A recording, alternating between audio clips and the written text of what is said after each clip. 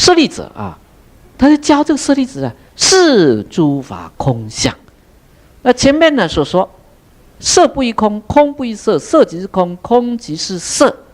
有了这么4句以后呢，现在就得到一个结论，得到什么一个结论呢？舍利子，对于具体的色你可以了解，但是对于那种抽象的空，违反我们一般人所认知、所执着的有，它有的变面就是空。那这样子跟我们一般人的想法不一样。我们一般人想色就是色啊，色怎么会是空呢？色怎么会不真实存在啊？它明明存在啊，桌子明明存在啊，人明明存在啊，房子明明存在啊，你怎么讲说它非真实存在？你怎么讲说它是空法啊？它是这样子。因此观自在菩萨就继续的说明，舍利子啊，我要告诉你，前面所说的色即是空，空即是色，色不异空，空不异色呢？那种空是什么？空是什么？他这里用什么方式来说明？用表权还是遮权？用遮权，也就是用反面的。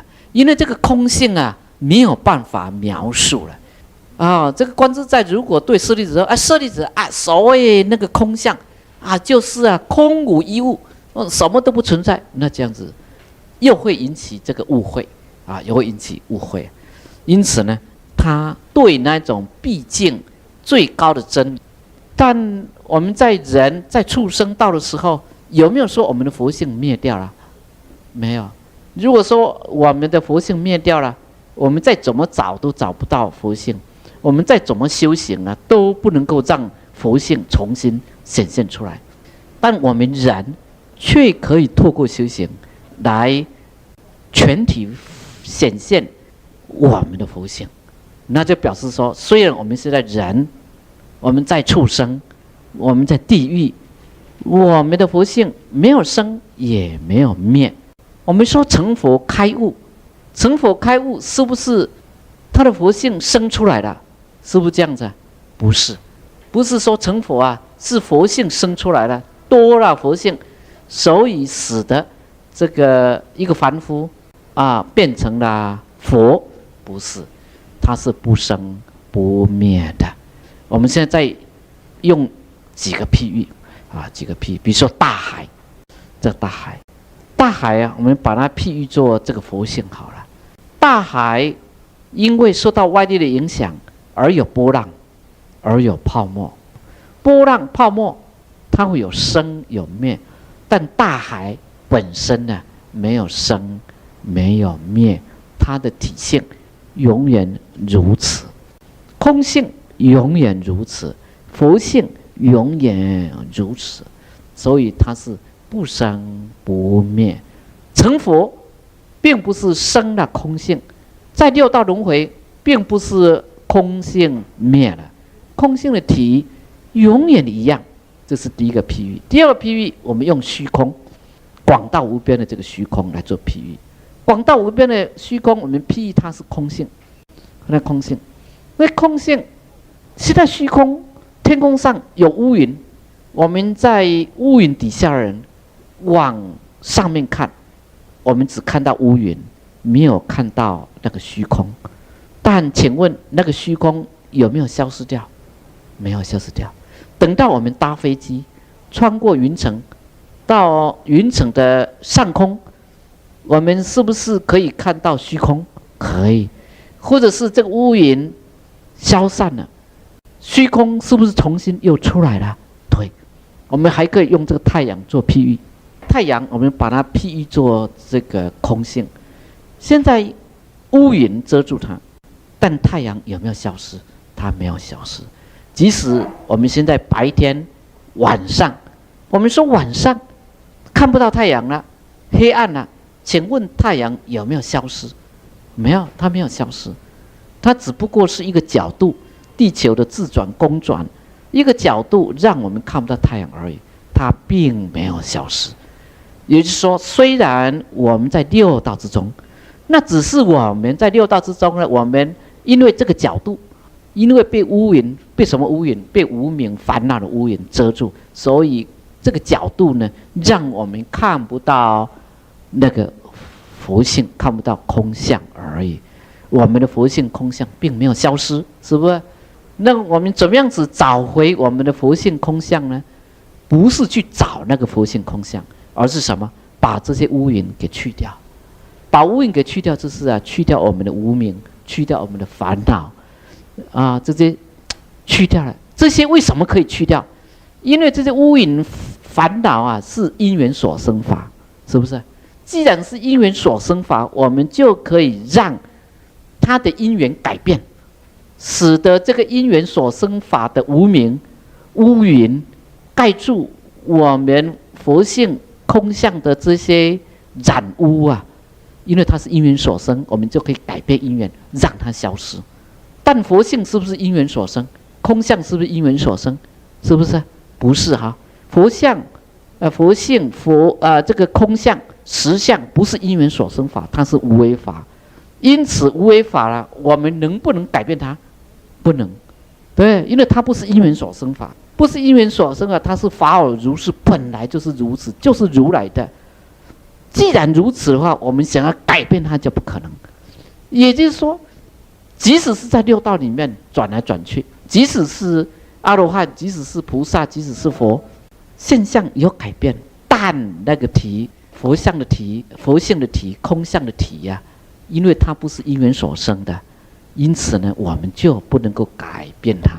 不能够改变它，就是说，你虽然在六道，虽然你是在四圣的境界里面呢，你在并没有灭，并没有生，并没有生。好，到这里有没有清楚？很清楚了好了，那我们再继续介绍那种是诸法空相的相的部分这个相相是什么意思？相就是表象，就是现象出来了现象出来了这个心经说这种相是不垢不净。垢的意思就是肮脏净呢就是干净。肮脏干净的意思是我们能够让一样东西肮脏，可以把一样东西的肮脏脏污给这个去除掉，让它清净让它清净。但诸法的空相我们可以譬喻成我们的佛性，譬喻成虚空等等。我们诸法的空相它不是因缘所生，因此虽然是在六道之中，六道众生所具有的空相佛性会不会被污染掉？会不会被污染掉？会不会？不会被污染掉。什么叫不会被污染掉？请问天空这个虚空会不会因为说现在有乌云，所以这个乌云就贴住这个虚空，使得这个虚空永远有乌云？会不会？不会因为乌云是因缘所生。既然是因缘所生就会因缘所灭。好，我们再用一个什么东西？用一个镜子来做譬喻好了。镜子譬喻，我们人在镜子的面前，镜子呢，它就反映出人的相出来。我们人走开了，镜子上面的相，它就去除了。镜子它没有生，没有灭它没有燃，没有净。也就是说，你在镜子前面，如果是摆出这个很难看的恶脸，我们把它譬喻这个染好了。这个镜子它会不会变成恶脸？不会，它只是显现恶脸而已你说在镜子面前呢，表现出很喜悦的笑容，它镜子只是反映喜悦的笑容而已。镜子会不会变成很喜悦的笑容？不会。对他来讲他的相，他的表面来讲他是不垢也不会净的。虽然你是在凡夫里面呢，你的实相、你的空相、你的佛性并没有被染污。虽然你现在已经透过修行证得阿罗汉、证得佛的果位，你的实相有没有被擦干净？有没有擦得比以前干净？没有。虚空依然是虚空，明净依然是明净依然是明净。它并没有净过一分。为什么？因为那个尘埃没有办法沾染到那个空性，知道啊？尘埃没有办法沾染到我们的佛性，我们的佛性是毕竟清净，我们的佛性是无始以来就有的了，就无始以来就有的了，所以不生不灭啊，是什么？什么叫是不生不灭？这个不生啊，因为它无始以来就已经存在，不灭呢，它是无终的，这个才是毕竟空性，这个才是空性，这个才是佛性。所以佛性它是无始无终的。如果它有一个始啊，请问，如果说它有一个始，这个就不是毕竟空性，这个就不是佛性。什么叫做有一个始？有一个始是说，本来不存在，本来不存在啊，本来不存在，可是在这个时间点上啊，它突然出现了，这个就是始。但这个佛法告诉我们，我们的毕竟空相或是这个佛性啊，它是这个无始以来啊，它就这个存在。同时呢，它也不会灭，它是无终的，一直过去的，这个才是真理的。如果不是真理，就会改变。真理呢，就是不会改变。所谓不会改变呢，就是无始到无终，永远一样，这个才是真理。那要能够从无始到无终都是真理，都不会改变的，这一定要空相，一定要真理性，一定要如来性，一定要佛性，才有这种可能。因为是无始，故不生；因为呢是无终，故不灭，故不灭啊！因为啊，它不是因缘所生，故不净啊，故不够啊。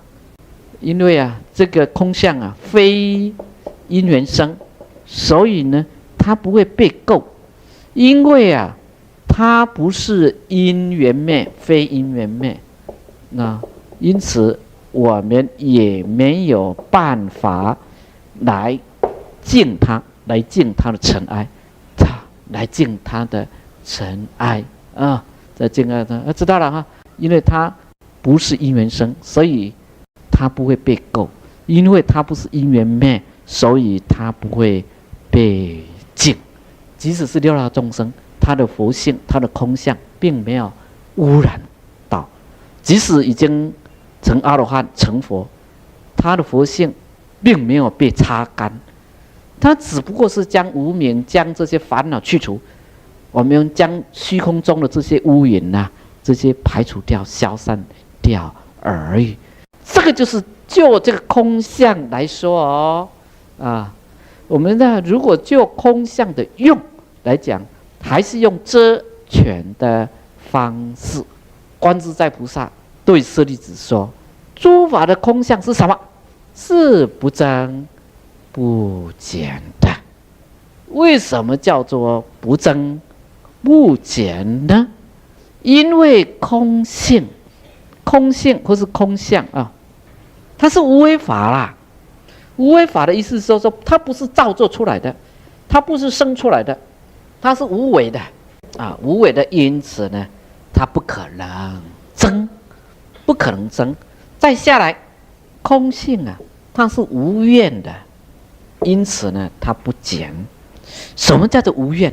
诸位朋友，你们要知道你们如果说我现在要追求空性，我现在要追求空相，我现在呢要我要愿得那个空性啊，你永远得不到。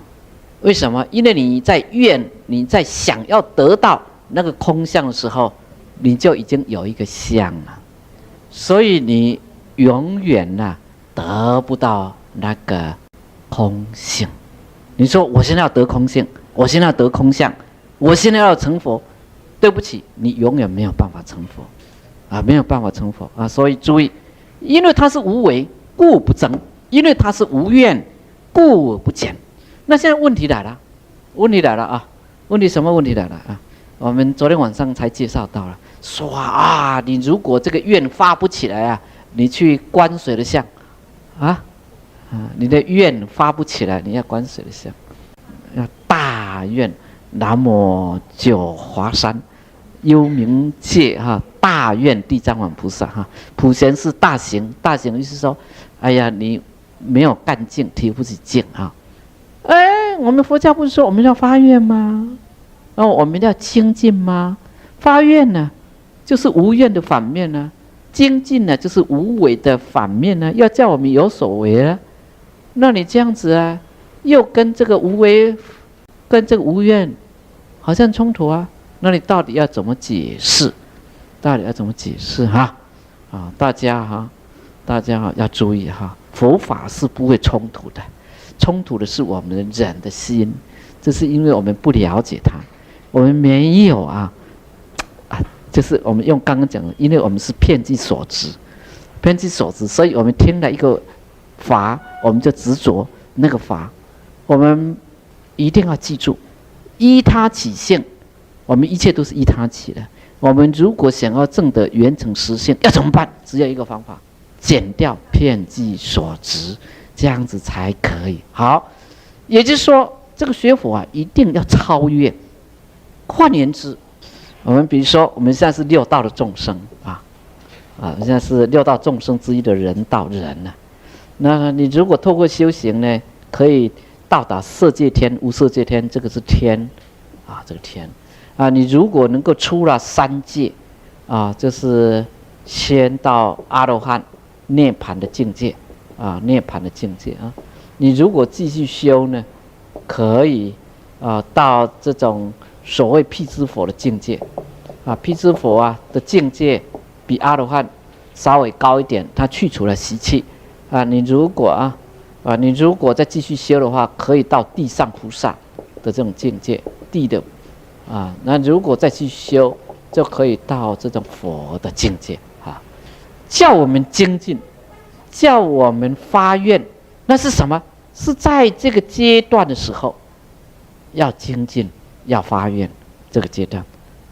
等到来到这里的时候你就要小心了，要无愿无为才能够成佛，是不是这样我们用空假中来做譬喻，六道众生人天这个并没有空，我们还是执着于有。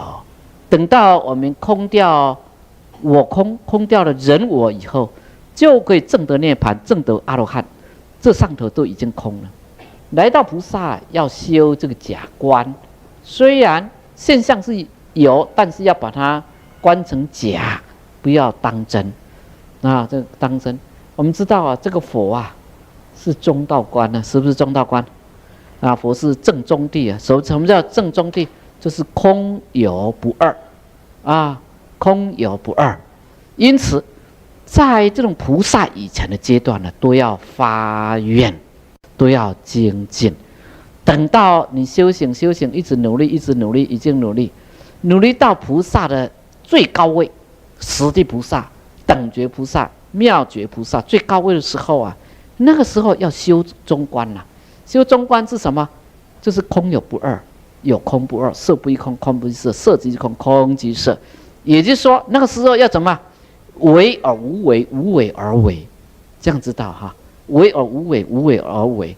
这为而无为，比如说你现在呢是在帮助众生，在救度众生，但无为，你要无为，就是说无所住我生其心，你的心要清净，你的心不可以存有说我在帮助众生的心，我在行善的心，否则的话，你永远只是菩萨。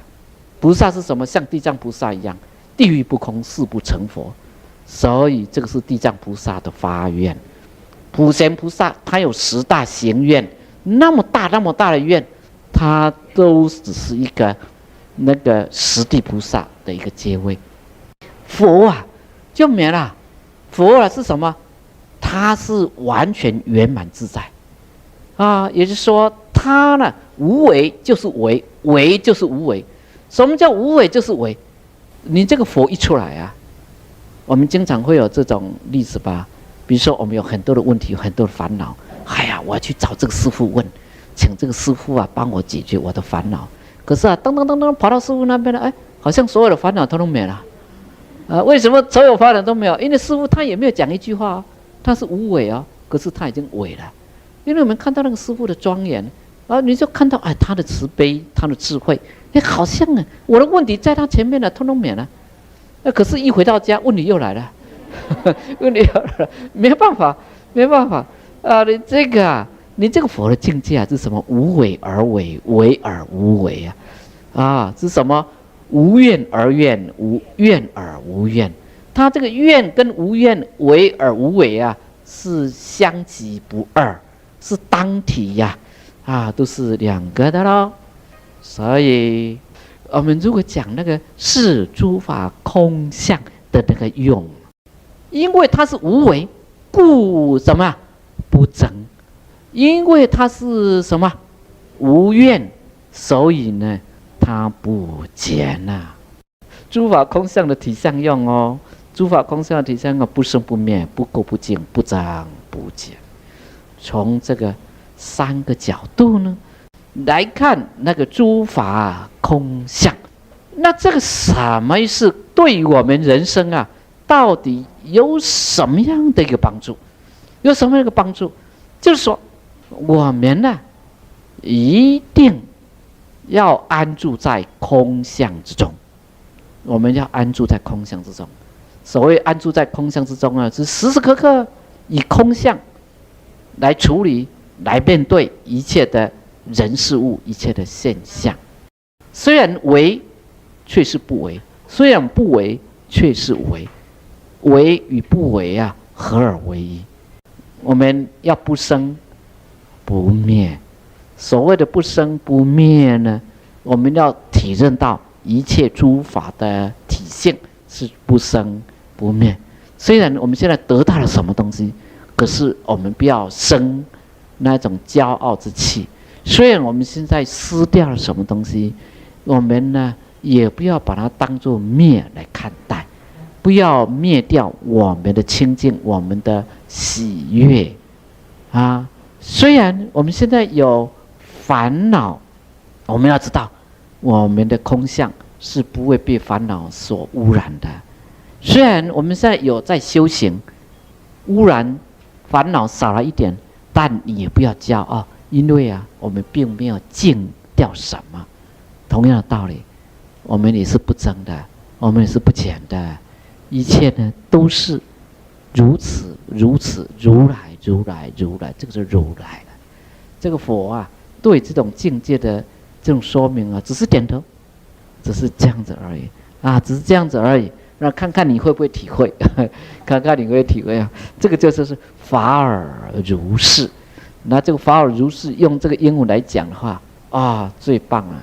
他就讲的 suchness 或是 thusness， 这个就是空相，如实的空相法尔如是或是空相或是佛性都可以。这 suchness 就是 thusness。suchness 呢拜托老师请你告诉我这个空相是什么，佛性是什么？那这个佛只会跟你讲 suchness thusness。suchness 不能够跟你讲这个是什么，不能够跟你讲我心中所体会的那个境界。这个呢那这个我们这些凡夫就惨了，看到佛手这么比这个就是佛性因为这个佛他手指在那里，我们真的找到了半天的，找到那边去了是不是这样子然后我们就是执着文字相我们刚刚讲的遍计所执就这样子我们就执着那个文字相，那个假名所以佛他就不说了，他就只有 suchness thusness， 这是 thusness 就如来如来如来如来如来如来如去如去，就是这样的，就是这样的因此我们看到的那个禅宗的一个公案禅宗的一个公案那个什么公案呢？这有一个禅宗的禅师一个老和尚这个他底下有2个徒弟在那边辩论在那辩论2个徒弟在那边辩论在那辩论比如说他辩论某样东西是白的，那个大徒弟说某样东西是白的，那第2徒弟呢说是黑的。这2个人的辩论辩到最后呢不不相上下，水也不服水。所以那个大徒弟就跑到那个老禅师那边去啊，跟这个师父讲说：“师父，某某东西是白的，对不对？”那个师父也没有讲，是，他就出去了。所以那个大徒弟他就很高兴了。你看，师父都认同我的意见啊，他说是白的。这二徒弟啊，一看呢，这怎么搞的？这个师父有没有问题啊？怎么会认同我们这个师兄的话？他就跑去问这个老师父：“师父啊，某某东西是黑的嘞。”师父说：“对。”所以这个二徒弟出去啊，他也很高兴。你看这个师父也赞同我的话。那这个小徒弟啊，在那边呢傻眼了。我们师父可能是年纪大了，有一点糊涂啊，都老糊涂了。怎么这大徒弟大师兄来你也讲是，二师兄来你也讲是，所以他又去跟这个老和尚讲报告：“师父啊，您看这个大徒弟来你也说他是，二徒弟你也说他是，那他们两个都是，他们两个都不是吗？”这个师父说：“是，就是这样子啊。这个是 rasness， 这是 suchness 啊，就是说 rasness suchness 啊，有一些东西啊，在那边可舌之辩啊，若以文字相都没有用的。他只能讲真理就是这样，真理就是这样，就这样 rasness 啊，只能够意会，不能够言传。OK， 诸法实相是什么？不生不灭，不垢不净，不增不减。到这里有没有指教的？没有哈？没有。我们再看一段啊，这心经啊很精彩哈。好，我们看那个表上啊，是诸法空相是指它的体，不生不灭，不垢不净，不增不减呢是义啊，这是说来解释那个诸法空相是什么，用遮权的方式。不生不灭是指它的体，不垢不净是指它的相，它表象并没有被垢被减被净，它的用呢没有增加也没有减少，这是诸法的空观。诸法是一切的事物啊，一切的法，它的空观，它的空相是总论。总的来说没有生灭的差别，没有垢净的分别，没有增减的变化，都没有，这个才是空相。如果是有相，请问有相有没有生灭？有没有垢净？有没有增减？有相啊，都会有变化的。是什么意思呢？是在缘起界的东西，现象界的东西，一定有生有灭，有垢有净，有增有减。但是呢，在空相就没有了，那个真实相就没有了啊，怎么样？那这个是要我们修行的人呢，不要执着那个表象。我们常常讲说，你不要着相的意思是这样，要我们看到实相，就是这个意思，就是要我们看到那个不变的那个真理，这个才可贵了。如果说是会改变的，有什么好可贵？会变化，有什么好可贵？即使您今天得到了，明天它立刻又消失掉了，有什么好可贵的？我们所要的是那个不变的真理，因为不变的真理呢，才是真正归处。不变的真理呢，才是可靠的，才是安全的。你只要证得它了，就永远是你的了，不会说我现在得到它明天就消失，明天就消失但是要我们去不着相。不执着这外相，不在外相上面打转，我们要证得实相，我们要看到真面目，我们呢要把我们的佛性重新给这个显发出来，这样子呢，我们就可以得到圆满自在。好，总相是没有生灭垢净增减的差别，那它的各论呢？这时候我们将诸法又来分析了，一切的法都是不生不灭，不垢不净，不增不减。那一切的法到底包括哪些呢？那这一切的法就是包括哪些？我们就后面呢就有一个解释。是故空中无色，无受想行识。空中无色是空相之中，这是真实性之中，就是实相之中，真实性或是佛性之中都可以。在那种空中里面呢，没有色、受、想、行、识。受想行识是指五蕴，这五蕴是让我们众生痛苦最大的来源。我们都是在这五蕴上面呢造作作业，在上面呢无明啊，在上面呢这个执着它的相。这就五蕴来讲，五蕴是指人体的空观啊。再来，无眼耳鼻舌身意，无色声香味触法。无眼耳鼻舌身意，我们称之为六根。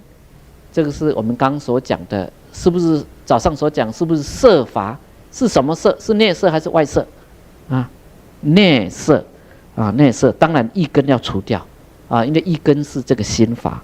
眼耳鼻舌身是五种内色，它所相对的色声香味触是五种的外色，它是这个色法啊。好，色法在空中里面呢是不存在的，但色法为什么会有假有呢？我们有没有眼耳鼻舌身？有没有？诸位有没有眼耳鼻舌身？因为诸位有缘起啊，有缘起，所以有眼耳鼻舌身。有没有色声香味触？有，因为也是缘起。那诸位有没有意根？有，因为是缘起。有没有法尘？也有啊，因为也是这个缘起。那我们众生除了被五蕴所困住以外啊，扩而大之，再详细来讲呢，又被我们的六根所困住。比如说眼睛会有近视眼，会有老花眼，会有青光眼啊，会有眼盲啊，种种的这些毛病，那也会坏掉啊，也会坏掉啊，也会不起作用。太远的地方又看不到，光线不足的地方又看不到，光线有所改变，我们所看出去的结果又不一样。所以我们眼睛很不美满，我们眼睛啊会欺骗我们，会让我们痛苦，会让我们痛苦。我们众生也就是因为眼睛而起了很多的争吵，在那边吵架，这边吵架，经常说我明明看到啊，那你呢？我明明就没有看到啊，我明明看到无疆啊，可是我明明没有看到无疆啊，我看到只有这个万寿啊，那我们就吵来吵过去了。眼根呢，经常让我们吵架，耳根呢，更是让我们吵架。我明明听到某一个人呢，他在说我的坏话啊，说我的坏话啊，比如说人家说啊，这个郑某某呢啊，这个满头白发啊，如果我没有那个智慧的话，我一听到说他又在说我太老了，太衰了，不好看啊，这个人真是坏人。可是啊，您下一句没有听到，因为他说啊，哇，郑某某啊是满头白发，你看多潇洒啊，是当今大家所流行的颜色。那就在吵架。那明明人家说你的好话，结果你把它听成坏话，耳根也让我们起了很多的冲突。这个是最大。眼根跟耳根，这是让我们烦恼最大的来源。其他呢，鼻根、舌根、身根、意根，这个意根更不得了。意根呢，因为眼耳鼻舌身还是有一个限制，但是意根呢，却没有办法限制它。我可以叫你们说，你们好好住在这里，但是你的意根可以跑掉，你的意根可以跑回家，对不对？我明明叫你说，你们就要安住在这个当下。身呢，眼耳鼻舌身可以安住在当下，可是心意根老早已经不在当下了。我们说哎呀，人生是苦啊，人生是苦啊，所以人生是苦啊，苦得很啊，所以我不要活下去了，嘣，我就自杀了。自杀了是什么？你眼耳鼻舌身可以离开痛苦，一根有没有自杀掉？如果说一根有自杀掉，那太简单了，打个洞来死，大家都来死啊，大家都来死，这世间就没有烦恼痛苦了啊！之外是这样的啊，人生是苦啊。有的时候我们很伤心，我们很痛苦、很忧郁的时候，真的想要自杀，那自杀，真的就上吊了，就吃毒药了，就自杀死了。对不起，那只有眼耳鼻舌身死掉而已。你的一根呢没有死。什么叫一根没有死？你那个心呢还在执着，还在恨，还在干什么？还在乱。因此那个一根呢，继续的又去寻找眼耳鼻舌身，又开始轮回啊！是不是这样的？所以这个一根呢，这个麻烦最大。我们说眼根、耳根呢是麻烦很大来源，但是一根呢那是最麻烦，尤其一根呢是最重要的，是最主要的那个根源。你那个一根啊，如果不清净，那个眼耳鼻舌身就长着跟着痛苦来了。无眼耳鼻舌身是就六根，就是主观的感官而言；无色声香味触法，那是六境客观的对境。色声香味触法也是我们烦恼痛苦的来源。我们看某一个色不顺眼，听到某一个声音不顺耳，就开始起烦恼。碰到某一个思想，这个想法你的观念跟我不一样，就开始吵架。你不听我的话，就开始吵架。那就是六境的色声香味触法呢，它是客观的对境，客观的对境。那在空中里面呢，这些都不存在，这些呢也是因缘所生的，这个是就12处的空观了。紧接着无眼界乃至无意识界，这是18界的空观。我们人呢被五蕴克服了，限制了，再下来被六根限制了，再下来被12处或称之为12入都可以。处就是一个所在，这些呢都是我们的心所执着的所在，称之为处，或称之为入12处又称之为入，进入的入。入呢有六内入，也有六外入，大家知道了哈。六内入就是眼耳鼻舌身意，六外入就是色声香味触法我们人呢也被18界所困扰。这18界六根就是眼耳鼻舌身，六根加六尘色声香味触法加起来就是12处，这个是困扰我们的原因。我们如果再详细的分析，又加上了六识，这个就是18界，六根、六尘、六识。那六根呢，它经文里面很简洁，它讲乃至，所以乃至无眼界，乃至无意识界，那是什么意思呢？无眼界、无耳界、无鼻界、无舌界、无身界、无意界，再下来无色、无香。无声、无香、无味、无触、无法，再下来无眼识、无耳识、无鼻识、无舌识、无身识、无意识那就是六根、六识、六境。六境就是六尘这是主观的部分。客观的部分呢，这18界也是我们痛苦的来源。在空中其实都不真实存在，都没有存在。虽然现象是有，但是缘起的。既然是缘起，就是缘灭。既然它是有为法，就可以改变。我们只要有般若智慧，当下证悟到空性，当下见到实相，我们就不会被表象所迷糊住，所痛苦。也就是心经的一个好处，可以消除我们很多的苦厄，消除我们的痛苦了。就是说，我们不要在表象上面做功夫，我们要看到那个实相，看到那个空相。这个就是五识空观、12处空观、18界空观，这称之为3科空观。3科就是3个主要类别，哪类别？五蕴、12处、18界。色法的比例跟心法的比例大约相等。就跟你讲18界，好好的分析，那一分析下来，在空中里面都没有这些现象。这个就是3科空观。3科空观是个论，这是个别来论论这五蕴不真实存在，六根不真实存在，六境不真实存在，六识不真实存在，12处、18界都不真实存在。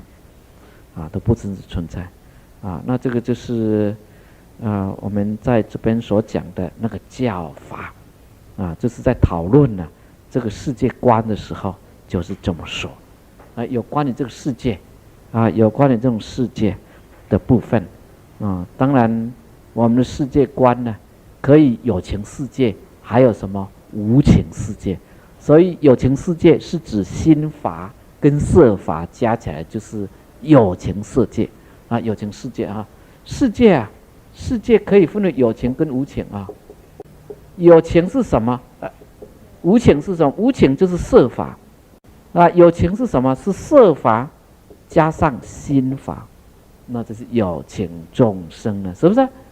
色法，桌子、椅子、房子，这是色法，因此它是无情，因为它没有心。但是像我们人啊、动物啊这些有心，那是色法加上心法。色法加上心法，为什么两个会结合在一起？那是因为心去攀缘，心呢去追逐、去抓，就抓了一个色法，抓起来以为是自己的，所以就有情众生产生。因此很简单，你如果想要解脱呢，就说你的心不要去抓那个色，就完了啊，你就是解脱了，就进入极静涅槃了啊！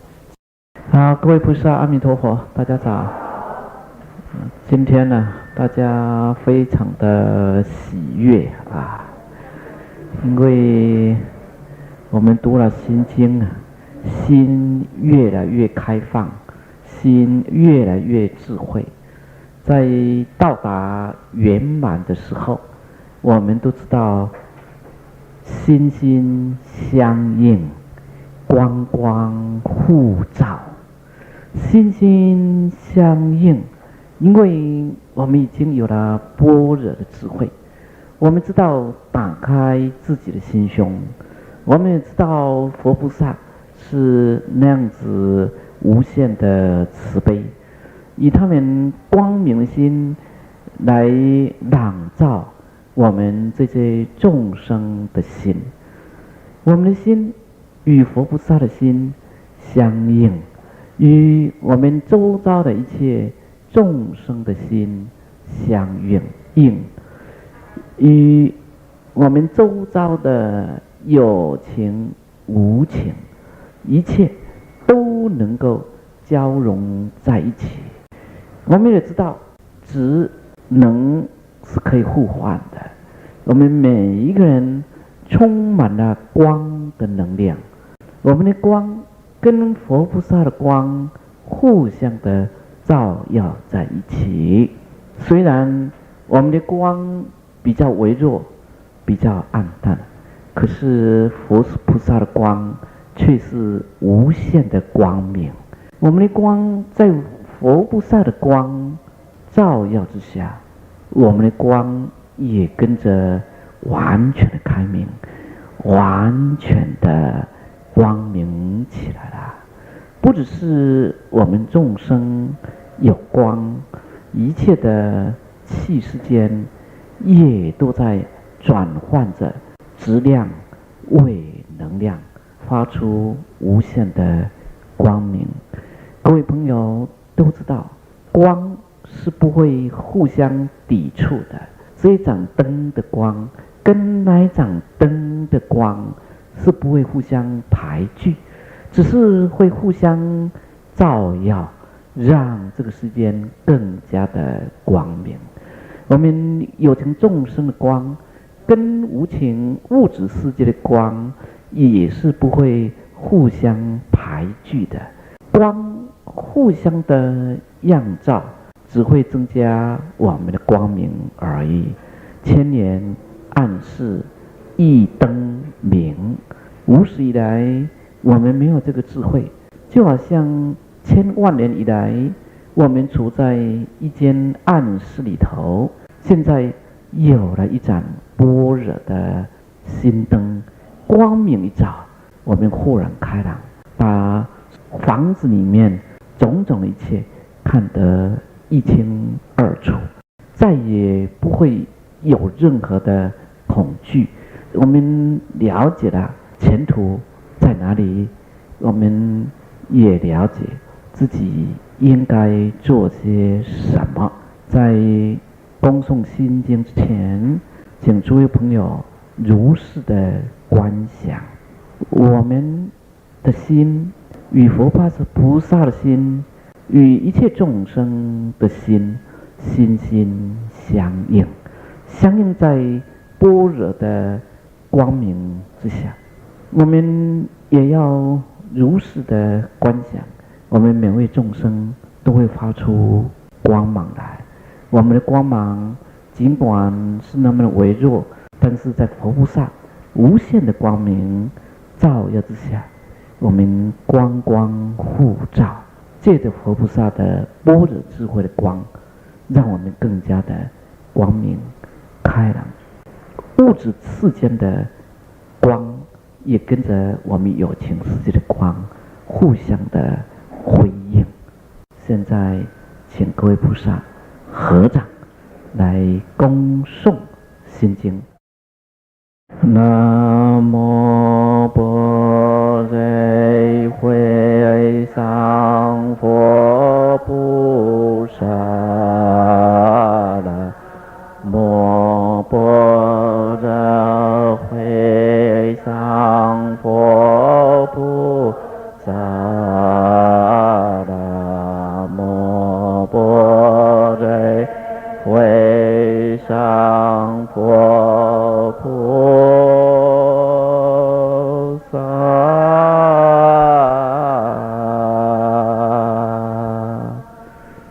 般若波罗蜜多心经，观自在菩萨行深，般若波罗蜜多时，照见五蕴皆空，度一切苦厄，舍利子，色不异空，空不异色，色即是空，空即是受，受想行识亦复如是，舍利子，是诸法空相，不生不灭，不垢不净，不增不减，是故空中无色，无受想行识，无眼耳鼻舌身意，无色声香味触法，无眼耳舌乃至无意识界，无明乃无明尽，乃至无老死亦无老死尽，无苦集灭道，无智亦无得，亦无所得，故菩提萨埵依般若波罗蜜多故，心无挂碍，无挂碍故，无有恐怖愿力颠倒梦想，究竟涅槃三世诸佛，依般若波罗蜜多故，得阿耨多罗三藐三菩提。故知般若波罗蜜多是大神咒，是大明咒，是无上咒，是无等等咒，能除一切苦困之不虚。故说般若波罗蜜多咒，即受周月揭谛揭谛波罗揭谛波罗僧揭谛菩提萨婆诃。好，请放掌啊。这个般若智慧帮助我们来了解自己，帮助我们来了解这个世间，帮助我们自己了解自己只不过是五蕴的一个假合，五蕴色受想行识的一个假合。为什么会有五蕴的假合呢？其中有一个能所，所就是色，能就是我们的事，能所能所，是因为我们的事还有所攀缘执着，抓着不放，抓着不放，因此就会痛苦。即使在过世以后，我们的事就是心王，我们的第八阿赖耶识那个心王呢，仍然不肯放下，仍然还要去抓东西，还要去攀缘东西，越抓越痛苦。所以中阴身的众生是非常痛苦的，因为他们想要抓一个物质，想要抓一个色法都不可得。而中阴身的能量特别的高，因为他们没有这个色身，没有这种物质的障碍，他们只有能量，只有心法，他们的能量非常强，可以看到我们所不能看到的。我们看不到中阴身，可是中阴身看到我们，但只是因为中阴身他还没有完全的放下，还没有清净，还有所执着，因此呢，他就继续的去追寻，继续的去抓那个东西。抓什么东西？抓跟他业力相应的东西。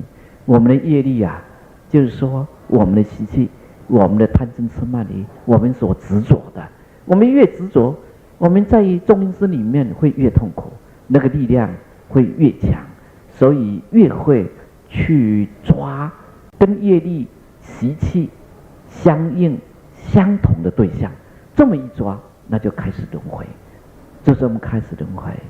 因此我们有情众生之所以会苦，那是因为那个心事，那个世运没有清净，主要是世运没有清净，世运没有清净，因此受想行也跟着没有清净，受想行跟着没有清净，对于色法，就是这个肉体物质的部分呢，就执着的越厉害，反应的越激烈，痛苦就跟着越多。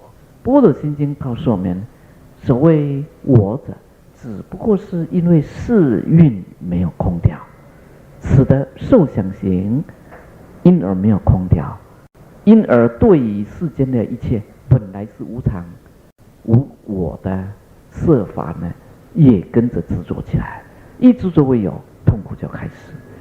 为一部分的众生详细解说起见，因此般若心经一开头又接着来分析，我们除了五蕴之外，还有六根，而这六根也是众因缘所生，眼耳鼻舌身意根。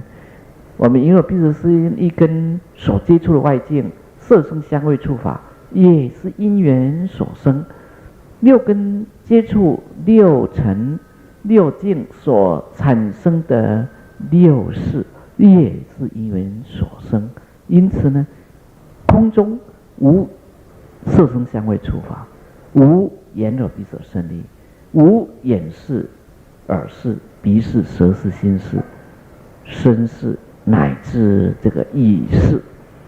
作为一个三界里面的众生，我们人就被系服在五蕴、六根、六尘、六识、12处、18界之内。六道的众生，除了人之外，我们可以看得到的是这些畜生道的众生。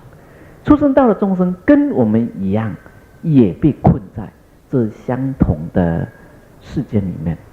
除此之外呢，还有其他道的众生，地狱道的众生、恶鬼道的众生，就没有色身啊，他们没有色身，没有那个色法，他们呢只有什么法？只有心法和心所法。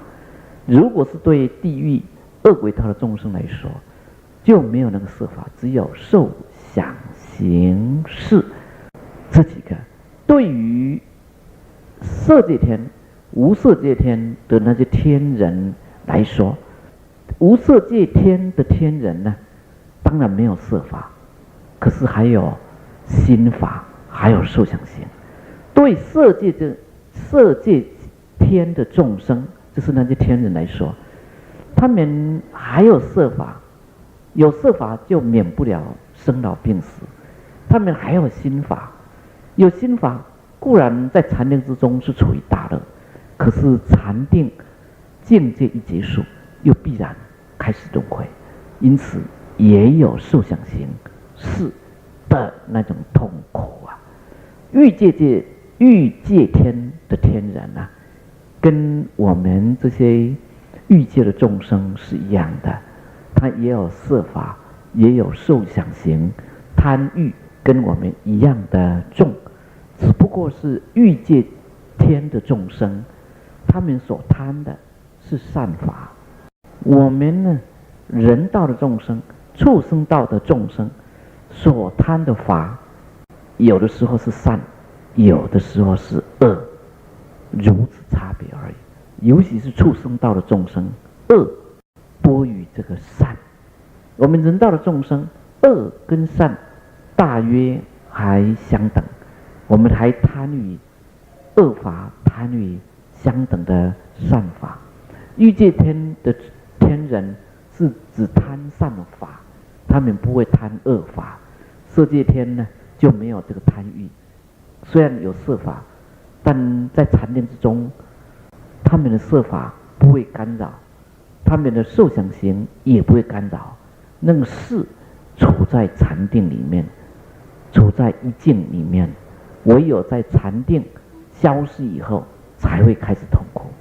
无色界天的众生已经没有色法，没有色蕴，受想行也是在禅定的时候不会起作用，等到他出定以后，又开始会衰败，就会衰败啊。那这个就是我们六道众生的情况。所以请记住，地狱道的众生、恶鬼道的众生、无色界的众生，是只有心法而没有色法的。心经里面所说的是对人而言。为什么要空掉五蕴、六根、六尘、六识、12处、18界呢？因为这些是我们无明作业执着的一个对象，唯有认识到他们的真相，我们才不会去执着他们。不执着他们，只是解开我们的苦厄而已。解开苦厄只是治标，只是暂时的。我们虽然是解开了苦厄，有了这个乐，但是呢，因为我们的业还没有完全清净，过去的业仍然在以后还会继续的发芽。虽然离了一切的苦厄，度了一切的苦厄，可以得到快乐了，但并没有出三界，也就是说，仍然是继续轮回。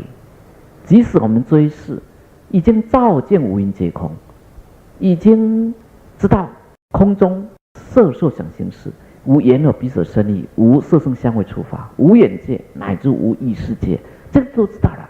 即使我们已经度了苦厄，但是我们死后啊，仍然继续轮回。可能我们轮回到比较好的人道，或者是轮回到这个天道，但还是在三界里面。在三界里面呢，就难免有一天无明起，又开始造恶业，就难免还会有下堕三道的时候。因此，观自在菩萨就对这个舍利子啊，在一生的棒喝。您不要以为这样子就已经够了，您不要以为离了苦厄就够了，这还是不够的，因为你只是治标，你还没有治本呢。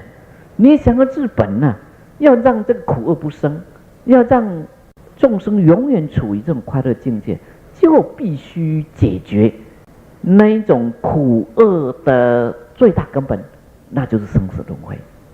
如果生死的问题没有解决，生命是没有办法解决的，生命的意义是没有办法显发的。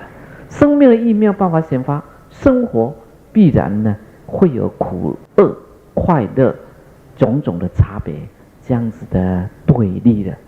观自在菩萨有鉴于此呢，对了这个舍利子讲完了说，您作为一个人，透过照见五蕴皆空，度一切苦厄以后啊，还要再往前进一步。这往前进一步呢，就是说您要修出世间法。世间法很好，能够修善，让自己快乐，这个很好，但不够，因为心事还没有清净，事还没有清净，要继续修这个出世间法才可以的。出世间法有哪一些呢？我们称之为声闻圣、缘觉圣、菩萨圣，乃至于圆满的佛圣。所以心经啊，就紧接着来开示出三界了生死的方法。但想要出三界了生死，就必须要了解这个生死的过程。生死是怎么过程的？它是怎么回事的？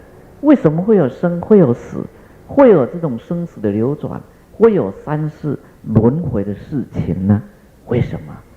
那这个时候我们就知道佛啊，对于这种生死轮回曾经做了12因缘的解释。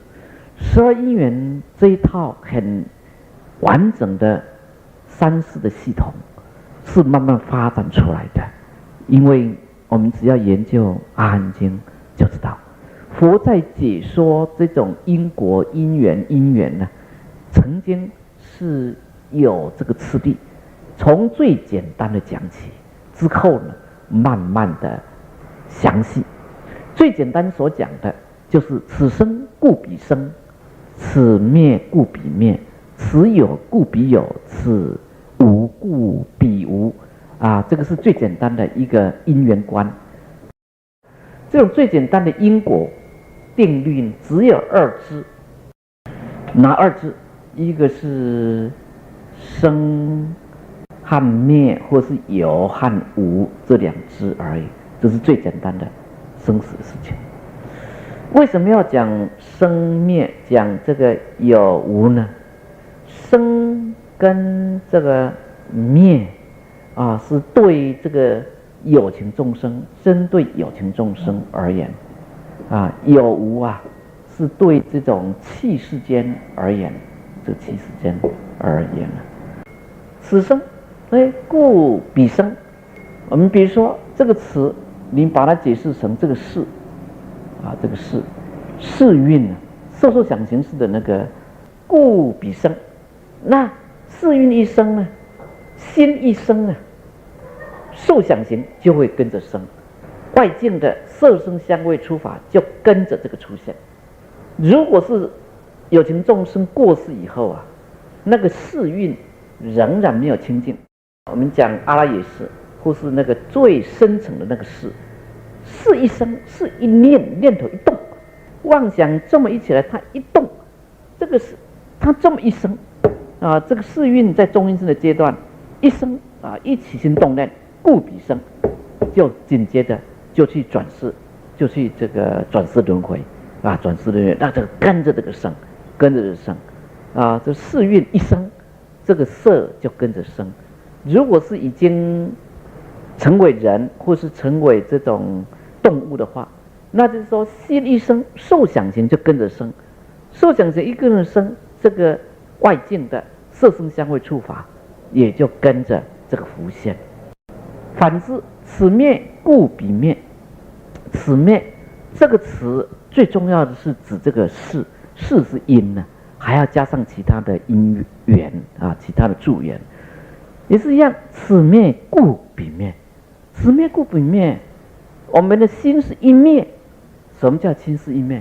是蕴一空掉，这个受想行就跟着空掉，受想行啊，就跟着这个空掉。受想行一空掉，外境的色声香味触法也就跟着这个空掉，这个就是此灭故彼灭。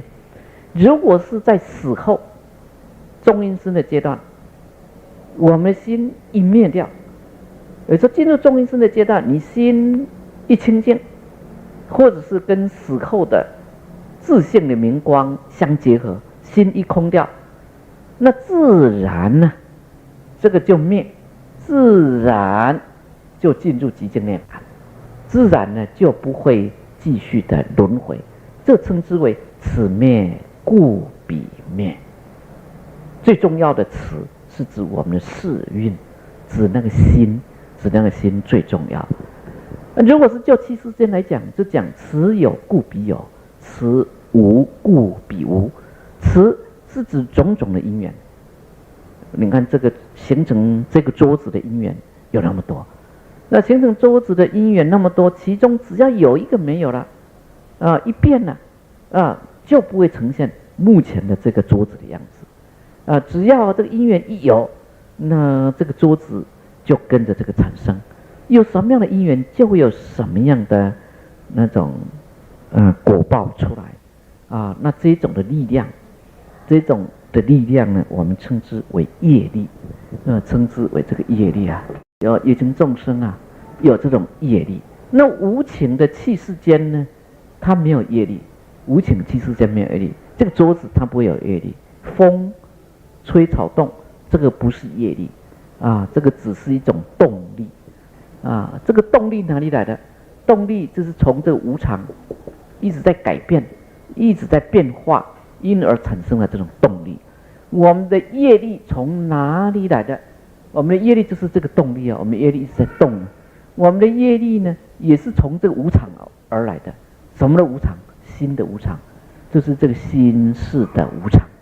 我们心事的无常才会有这个业力什么叫心事的无常？就是说心事不能够安定，我们心一直在散乱，一直在动，一直在动才会造业。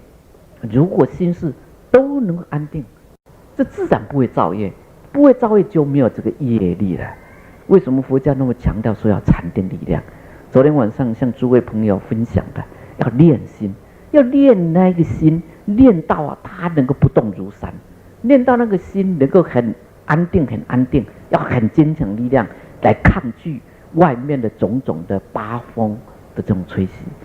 那就是说，让心能够长，让心能够长。长的话，就是说心能够安住在一个境界之上。你心一安住下来了，自然就不会有动的这种力量，不会有动的力量，就不会有造业力不会有造业力的这个是最简单的这种因果关系。那在比这个二支的因果，比二支的因果还要再多一点，也就是说多复杂一点。佛他说了三支的因果观三支，二支这是两个，有无生灭这个是二支。三支呢，就是有三个的因果观。这因果观简称为一个祸，再来是一个业，再来是一个苦苦呢又产生这个祸，祸就是无明，就是无明，就是没有智慧。那没有智慧这个心散乱，没有智慧。我们会没有智慧是因为心散乱。你心定，你就有智慧了。为什么修禅修修禅修会很放松，会很有智慧呢？因为这个禅修就是让心长，让心定下来，因此它不会晃动，它不会晃动了，就自然就放松了。我们之所以紧张，我们之所以身心疲劳，那就是因为我们动得太厉害，身心呢，尤其是心散乱的太厉害，所以会消耗很多的能源。你现在透过这种修行，禅定力量，让心安定下来让心安定下来，你自然就很轻松。你一轻松你事情就看得很清楚，你一点紧张都不会，你智慧就来。而我们凡夫的众生，因为对世间不了解对世间不了解，是因为我们心散乱，我们就总称为这个惑。一无明起来，一不了解世间真相，一执着世间的真相为有，产生4种颠倒，颠倒妄想一来就开始造业一开始造业就必然会有业力的果报，就会承受苦，很多人误会佛家是一种悲观的论调，但实际上佛家不是悲观的论调。为什么？在我们没有智慧的时候，我们会有不同的感受，会有苦的感受会有这种乐的感受会有这种不苦、这种不乐的感受了会有这种不苦不乐的感受。苦的感受不用谈了，那一定是苦苦的感受不用谈，这一定是苦。乐的感受为什么也是苦呢？也是苦呢？我们在8苦里面有所谓的什么爱别离这个爱别离，这个爱别离，这个苦，这个爱别离，这个爱当然是乐的感受咯。我们爱一个人，爱一件事情，爱一样东西，当然是爱。我们为什么会爱呢？是因为他给我们乐的感受。如果说某一个人事物给我们苦的感受我们讨厌的要命这个想要逃跑都来不及了，还会去爱他可是呢，正因为某一个人事物给我们快乐的感受，因此我们会去爱，那爱固然是很喜欢，在爱的当下很喜欢，但如果你没有智慧，你就会害怕你所爱的人事物离开。你这么一害怕，就会有爱别离的痛苦，甚至爱别离的痛苦就来了我们再看8苦里面呢有这个所谓的五阴炽盛五阴炽盛的这个苦。所以这个五阴炽盛，五阴就是五蕴就是色受想行识，好像熊熊烈火一般，一直在燃烧。因此这个佛在这个《杂含经》里面这么说众生的眼根在燃烧，耳根在燃烧，鼻根、舌根、身根在燃烧，外境的色声相味触法也在燃烧，众生的眼视、耳视、鼻视、舌视、身视、意识也都在燃烧里里外外都一直在燃烧，没有停止过。那这种燃烧燃烧为什么会燃烧呢？会燃烧有2种原因一个是苦的，一个是乐的，会让我们燃烧。苦的会让我们燃烧，因为那个时候我们会觉得不舒服，所以我们想要挣扎。乐的更会让我们燃烧，那些我们喜爱的更会让我们燃烧，会让我们欢喜快乐感受呢，我们更会去爱，的那个眼跟耳根、眼视耳视那个更是在燃烧更是想要去拥有它。所以拥有它没有智慧的话，那就不能够放下，不能够空掉，那个苦就跟着来。因此这个五蕴炽盛就是一种苦五蕴炽盛，也就是说你没有智慧就是苦，你有智慧的话，那就可以度一切的苦厄，毫无疑问的所以苦是一种苦，乐没有智慧，因为我们唯恐快乐的这种感受消失，唯恐快乐的这种对象它让我们掌握不了，我们就会感到心里的一种焦虑紧张那至于说这种不苦不乐呢，也是一种苦。为什么？因为我们众生已经攀缘惯了，我们众生已经执着惯了。叫你说在那边打坐什么都不要想，那就是办不到，因为已经习气养成什么呢？眼睛要看东西，耳朵要听东西，已经养成了这种习气。所以这种习气一养成以后，叫你说坐下来，你现在什么都不必做，什么都不做啊，其实是最放松，其实是最快乐的事情，就是办不到。因为坐下来了是一种不苦不乐的境界啊，你会发现说，哎呀，好无聊啊，这种习气已经养成往外攀援追逐了，所以那种情况，那一种啊不苦不乐的一种中性的境界呢，也会带给我们这种苦啊，也会带给我们苦。那佛家讲的说，人生是苦海，是说人生如果没有智慧，那必然是苦海；如果有智慧，那就可以度一切苦。如你有这种般若智慧呢，更可以出这个三界啊，把真正的苦海就近的这样子脱离掉。在没有智慧之前呢，我们会对一切都产生苦啊。苦我们有三苦，有八苦。三苦的话啊，就是所谓的苦苦然后这个坏苦啊，然后这个行苦啊，这种行苦了啊。坏苦啊，就是生老病死本身的苦，这个是欲界的苦。这个欲界的众生，他三种苦都有啊，最可怜了。像我们是欲界的众生啊，我们如果是贪欲越重，那表示我们在欲界里面的层次越低。我们是欲界的众生，苦苦有，坏苦有，行苦有。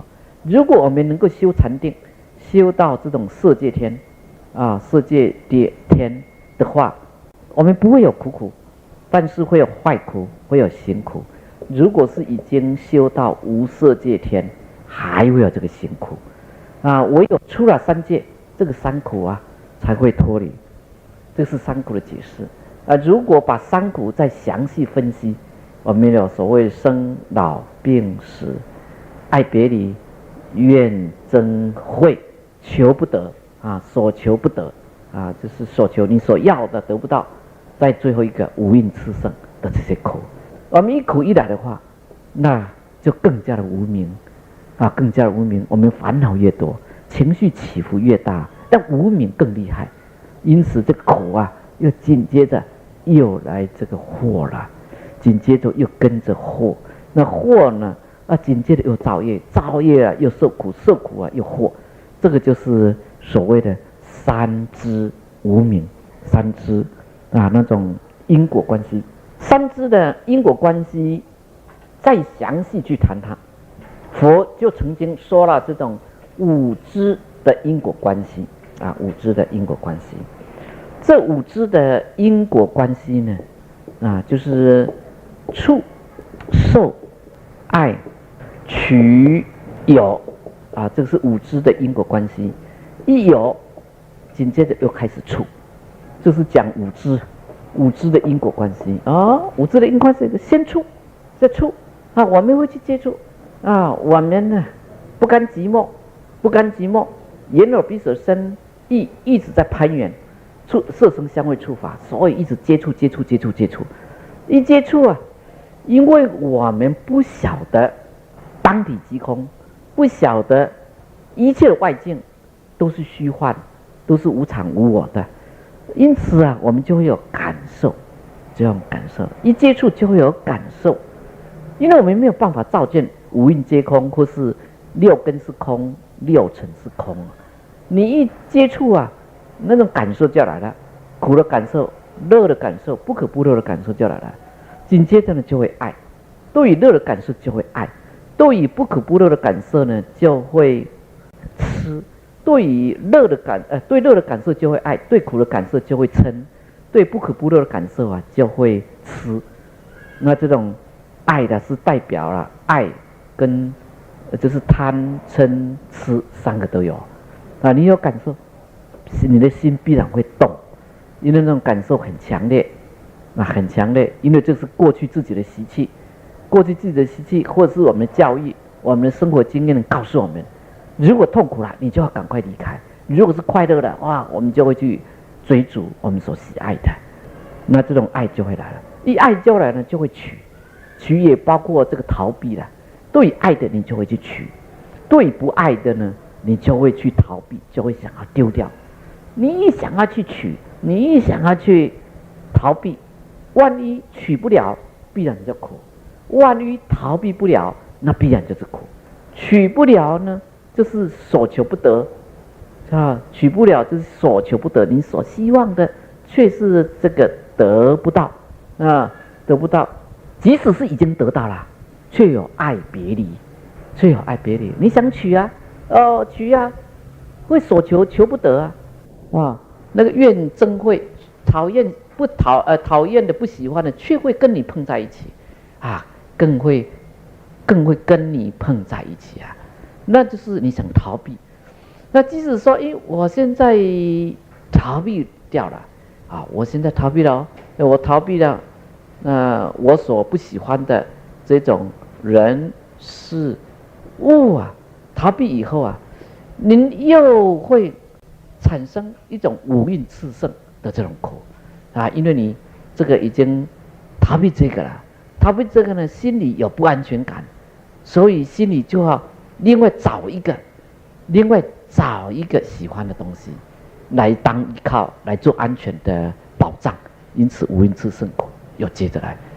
所以我们讲说，一触就会有受，一受就有爱，一爱呢就会去取了，你就会有什么？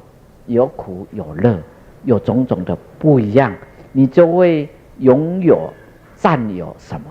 你会占有苦，你会占有乐，你会存在，你会存有，你会出生。你一有了以后，就是有什么？有那个心事，有了心事，起心动念一来了，又开始不甘寂寞，又开始去接触这个外境，那这样子一有这个触受爱取有，又继续轮回，这样子轮回不已，触受爱取有，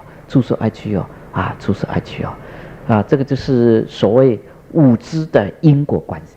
再来呢，佛陀从五支的因果关系，它发展到七支的因果关系，有七支紧接着就会有生，一有生就会有老死这样子的因果关系。触受爱取有，这个有就是一种存在，就是一种存有我们活着的时候，如果你没有智慧照见五蕴皆空，我们就会有色受想行识这五蕴，紧接着六境的色声香味触法就跟着产生，根尘一接触，我们的事就跟着来，种种的心理作用就跟着来。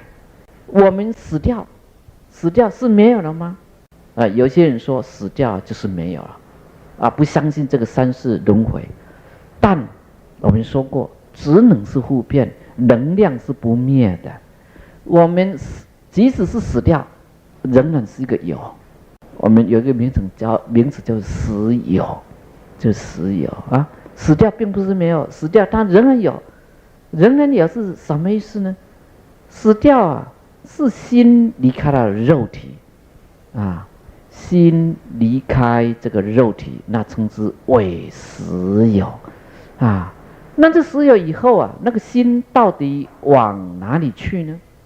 我们有这么一句话就说佛顶眼生天人心恶鬼妇这个眼生天，人心恶鬼妇，旁生膝盖出，地狱脚底生我们死有了，我们说存在当然是我们活着的时候当然是有，可是呢，在肉体已经坏掉，我们死的时候并不是没有了，还有这个时候称之为死有。死有就是心，就是那个世运的阿赖耶识的那个世运，它离开了肉体，到底往哪里去呢？佛教的唯识论上面曾经有这么一句话：佛顶眼生天。我们一死，肉体就会开始降低温度，就降低，就开始冷了，冷我们身体一般来讲是先从四肢开始冷起，四肢手脚开始冷起到最后呢，集中在这个心脏这里，集中在心脏这里啊，心脏这里的心世运集中在这里，他就会想办法离开，那他就会找这个孔道离开啊。如果说是体温最后消失的是在顶，是在头顶的话，那就是佛顶。那就是说，你这个体温，那个死者啊，那个过世人呢，体温最后消失的，如果是在头顶，那就是到佛的净土去。不一定是成佛哈，成佛当然是从头顶了，包括了到佛的净土，比如说是到西方极乐净土，或是到弥勒菩萨的多衰天净土，或是到药师佛的东方琉璃世界那个净土哈，就是从头顶去的。体温这里最后消失，就是表示那个心事最后从这边离开肉体，眼升天啊。如果是眼睛眼部这里啊，温度是最后消失的，那就是往生天道。往生天道，人心恶鬼附。如果是在心脏这个部位，体温是最后消失的，那就是人心，那就下辈子呢继续投胎为人。恶鬼附，如果是体温最后消失是在腹部肚子这里，那下辈子就是到恶鬼去啊。这个旁生膝盖出，旁生就是动物，因为动物都有翅膀啦，有脚啦，有这我们称之为旁生。旁生是膝盖是从这个膝盖出去如果是体温膝盖这边最后消失，这边还有温度，之后就冰冷了，那就是到这个旁生到畜生道去。地狱呢，脚底生如果是往生地狱道的，那是脚底这边呢最后消失那个温度。死并不是没有，佛家称之为死有，死有你如果是大好大坏的，就立刻化生。佛的净土是化生去的，地狱恶鬼道也是化生的，这个就是化生这个佛家里面有所谓四生四生就是胎卵，这个大家都可以看得到的这个思化化是什么化呢？是业力化，不需要父母亲当媒介，业力特别强大的帮，这个就是化生去了。你到这个净土世界不必父母亲的，我们说莲花化生。你到恶鬼道、地狱道没有父母亲的，那是很坏很恶的业力，极重恶业，这样子化生的。我们这些人呢，还需要父母亲这个畜生还需要父母亲，但有人在担心了现在有 cloning， 就是复制人复制人这种技术，以后的基因复制要怎么办？那没有关系，因为那一种的生是什么生？胎卵湿化里面的哪种生哪种生是什么生？化生所以很简单所以说这个科学越发达其他的宗教站不住脚比如说现在我们可以复制人，可以用这种基因来复制一头羊、一头猪、一头什么的，以后人会复制。那这个罗马教宗就开始紧张其他的宗教开始紧张因为他们是上帝创造万物，那解释不通因为我们现在人都可以来造这个万物了，但是佛家可以解释得通吗？可以，因为佛家里面四生有一叫的化生，他不需要父母的，他不需要父母的，他是什么？他只是复制那个物质，就复制这个细胞基因的部分，复制这个那已经有一个众生死掉了，他那个世运，他那个心呢，有一些人可能以后的习气就变成不喜欢父母亲，所以那个时候没有亲子关系了啦没有亲子关系的那种所谓好坏的，也许将来的人亲子关系越来越淡薄也说不一定。那个时候就是复制人出现的时候，他不希望父母亲，他没有父母亲的观念，因此呢，他一看到这里有一个基因在那复制可以成长，基因就是色法，所以我们复制基因那只是复制色法啦。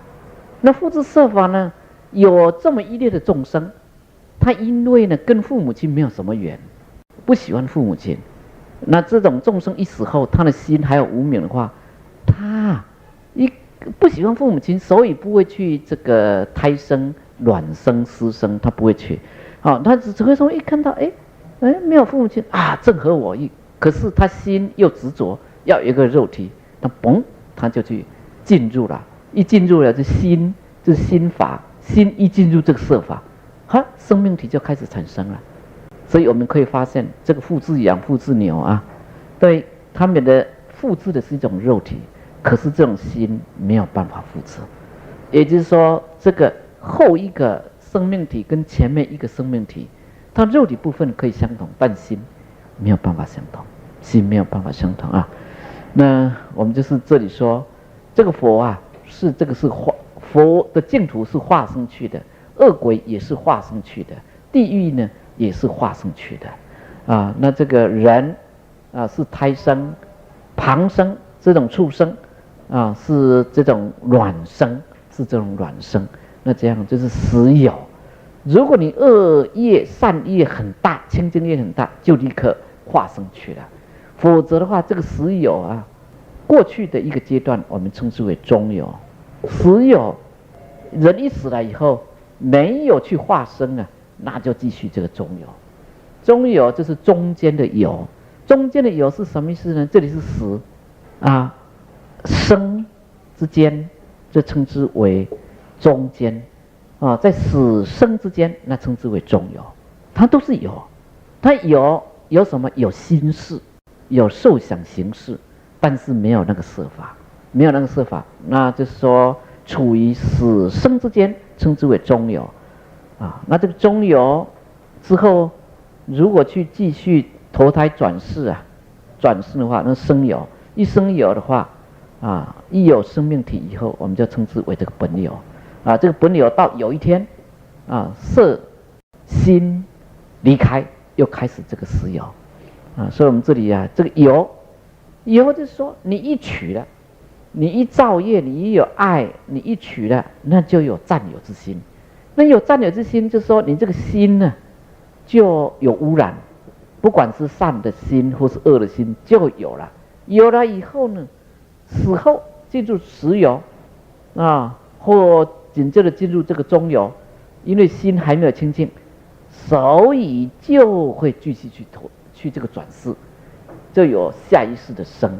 一有这个生以后，就必然会继续的这种老这个死啊，这个老死啊，这个是啊，这个佛他所说的。啊，他所说的那种七支的缘起，我们在经典上也曾经看到，比七支的缘起还要多的多了2支啊，多2支，就是说在触受爱取有之前的触之前呢，它又多了2支，那这2支啊，就是所谓的名色啊，还有这个6入，因为你想要触，一定要先有6入。6入是什么？我们说有6内色外6外色，6内色就是眼耳鼻舌身意根，外6色就是色声香味触法。一定就人众生的本体来讲，是先有6内色，就是有眼耳鼻舌身意根呐，它产生作用。那你这个产生作用，眼耳鼻舌身意根呢？那是由这个名色而来，那名就是这个心啊，这个名这是另外一个名词了，这称之为心啊。所以名色就是心跟色，也就是说心理跟这个肉体的部分啊。因为你6根的长成啊，是从名色而来。那这个有一部经典叫做《佛说入胎经》，《佛说出胎经》里面这么说，我们。人的胎儿在母亲的胎内呢，第28周6根就已经长成了，所以这个名色是在怀孕，母亲怀孕第28周啊，第28周啊，眼耳鼻舌身意根就已经有了。那第29周呢，就开始眼耳鼻舌身意根开始的发展。因此，我们可以得到这么一个结论：什么结论？如果是一个早产儿，他是少于28周，存活的几率很低，因为那时候眼耳鼻舌身意啊不完整啊。如果他的已经在母亲胎内呢多于28周，他是早产儿，好好照顾的话，还可以养活，还可以养得过来。这是佛经里面呢有这么详细的解说，解释得很清楚。你在投胎之后，母胎里面呢的发展情况，第1周、第2周、第3周，都在解释。每一周里面各有不同的风，各有不同的风这个风有什么作用呢？风就是可以吹动东西。吹动东西就是催促着使那个胚胎动催促的使那个胚胎能够活动，能够成长，就催动它。那这种风有不同的风，我们一般的母胎一般来讲要有38周也就是说大约10个月左右38周大约10个月，9个月多10月不到38周。那38周里面每一周各有1周的夜风，这夜呢就是我们说的那个造业的那个业会有夜风。为什么会有夜风？那个夜风都是心里面呢发展出来的我们经典上面看到有9支的因果，9支的因果呢就是名色、六入、触受、爱取有、生老死好了。那这个9支的因果之外，我们又看到有10支的因果论第10支就是多又加进1支哪一支呢？名色之前呢，它加上了这个识这一支这个识这一支有识，所以会有名色。识是什么识呢？识就是指的这个结生识结生识又可以称之为投生识或者是受生识。受生识指的就是说，我们刚刚讲人一死的时候称之为死有，死有之后呢，就进入这个中有。中有就是处于死和生之间的中间状态，我们称之为中有。中有那个心不清净，心又会骚动，受到业风的影响，所以去结生，去跟谁结？就跟父母亲结投了就是去投到父母亲的这种受精卵里面，受生就是去接受那一种下一期的生命的那个心，那就是识。那因为心不清净，因为心还散乱还执着了，即使说已经死了，那个心呢仍然没有死，心仍然在跳动，心仍然在动，只有我们的肉体死，心不死。心不死，它就继续去结生，所以继续结生，那就结生识一投胎以后就开始有名跟色相结合。那名跟色相结合，名色又开始发展到第28周6根俱全，发展到第38周，一般的正常情况婴儿就出生，所以名色一出生以后6入能够产生作用，又触受、爱取有、生老死，这个是第10支的因果论。那接下来就是12支的因果论。12支的因果论呢，就是说这个结生识为什么在中有的阶段，那个识会散动那个识它不会这个清净，不会说进入极静涅槃。那跟这阿罗汉不一样这个阿罗汉一死后他说不受后有阿罗汉这是不受后有。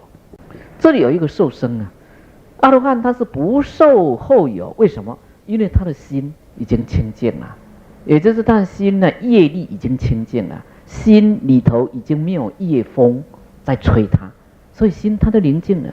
不管外境如何，他心都是宁静的，因此他不受后有。后有就是下一辈子的存在状态。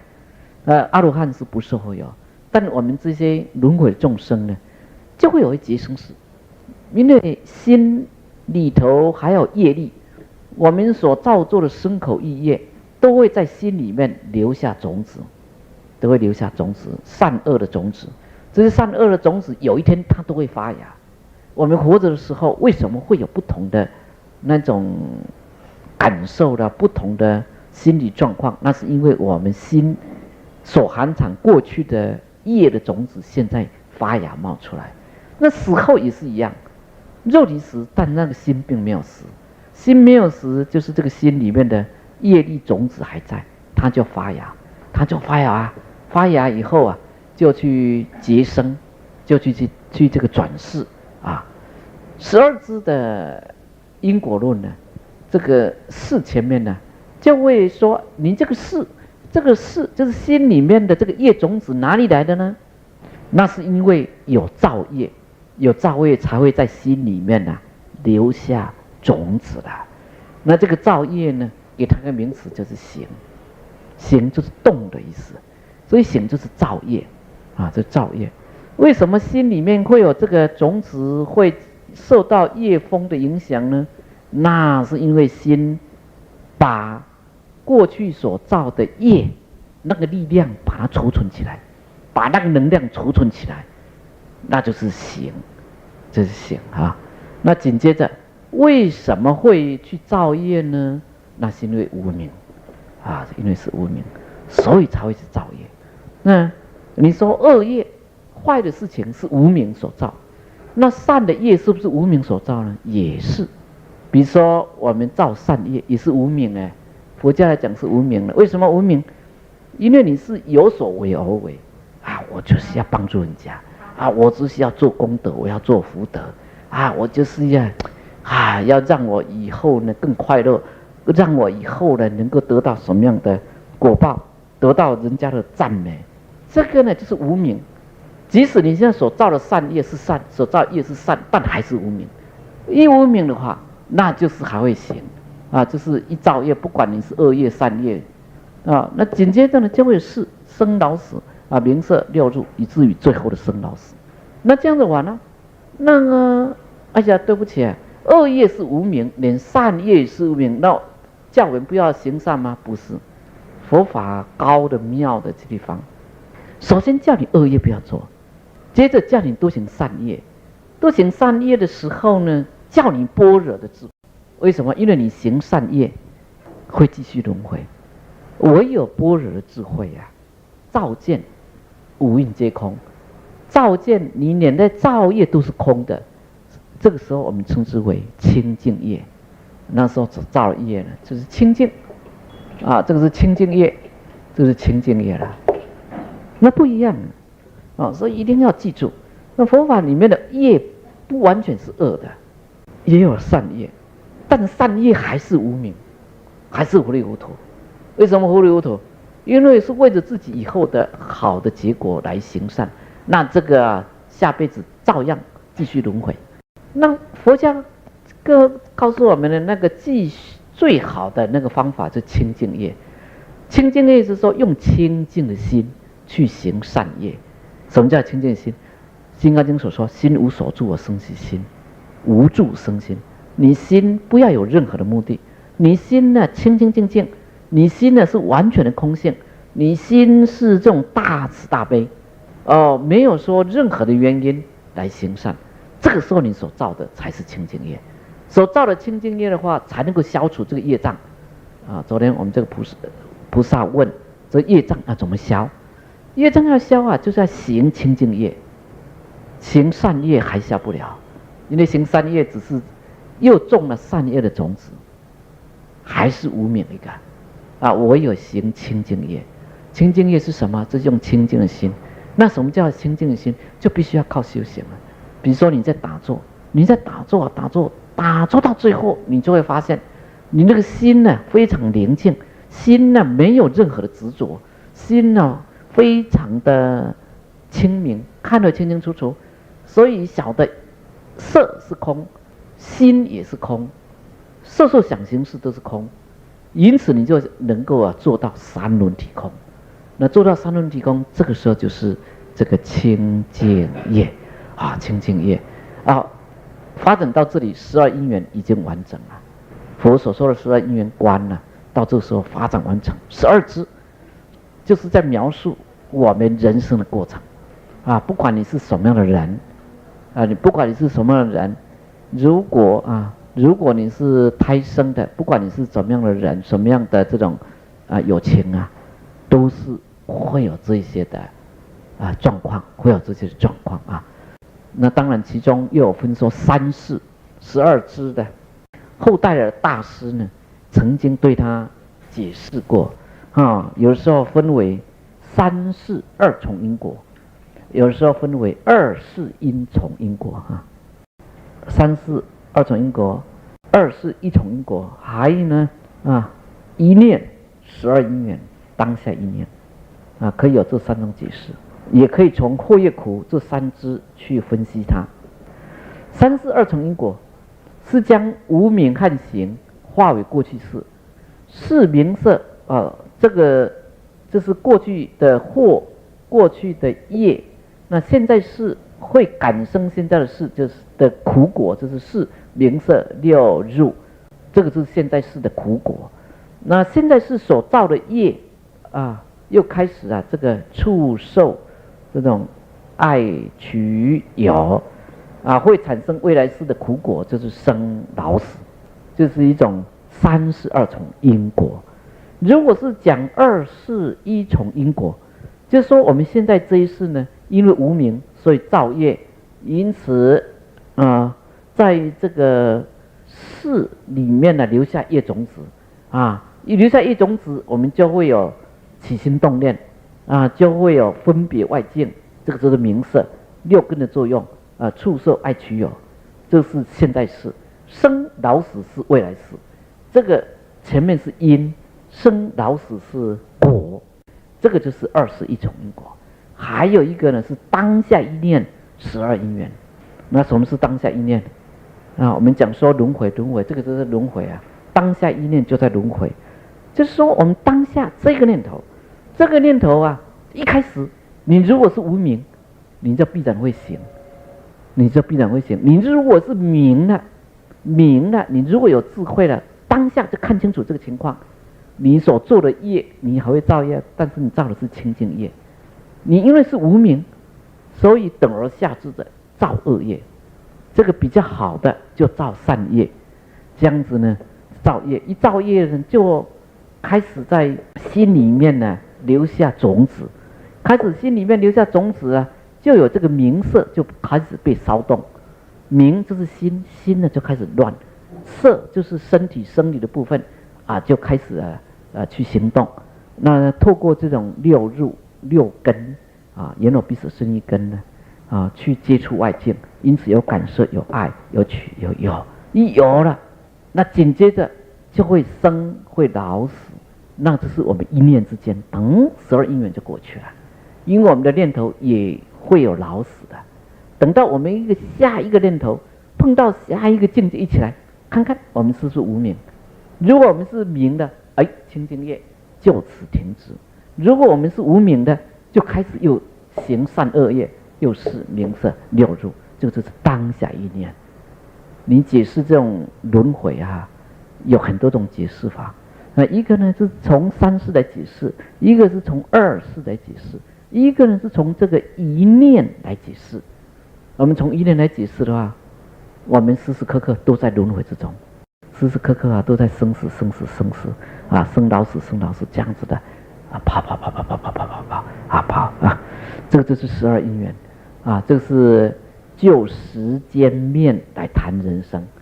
如果是就空间面来谈人生有2种谈法呢。我们要谈这个世间的有情众生可以从时间空间2个角度去看。